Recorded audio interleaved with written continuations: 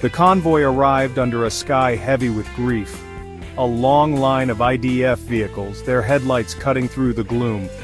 Inside, the bodies of 4 Israeli hostages, their return a painful reminder of the human cost of conflict. At the Abu Kabir Forensic Institute, a hushed silence fell. Dozens of Israelis stood vigil, their faces etched with sorrow. They held Israeli flags, the blue and white a stark contrast to the somber mood. This was a day of national mourning, a day for a country to confront its collective grief.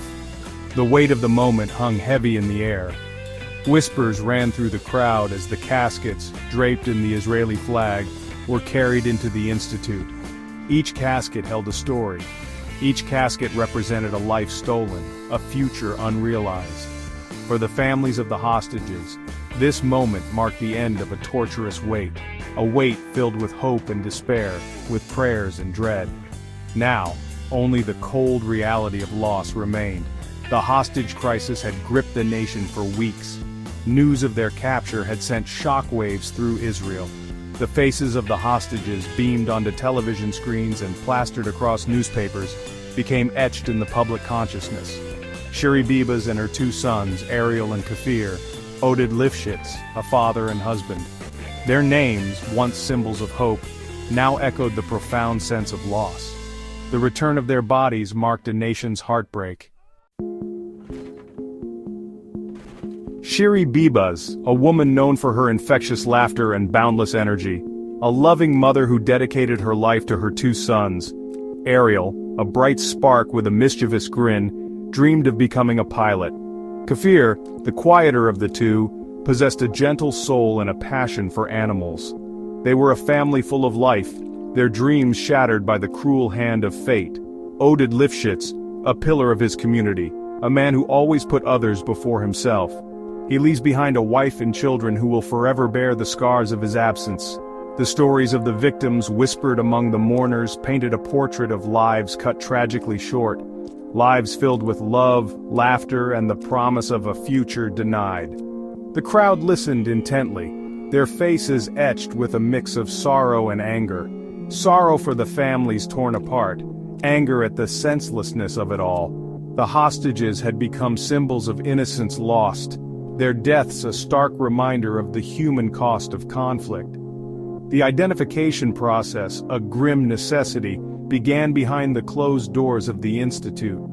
Forensic experts worked meticulously, their every move followed by the anxious eyes of the nation. Each DNA test, each dental record compared, brought the families one agonizing step closer to confirmation and closure. The weight was unbearable, a torment of anticipation and dread. Inside the institute, the atmosphere was heavy with the weight of sorrow and the sterile scent of chemicals. Forensic experts, their faces etched with professional detachment, worked diligently. Every bone fragment, every strand of hair, held the key to identification. The process was painstakingly slow, each hour an eternity for the waiting families. They huddled together, drawing strength from one another, their faces etched with a mixture of hope and dread. The experts meticulously compared DNA samples, their faces illuminated by the glow of computer screens. Dental records were scrutinized, every detail analyzed.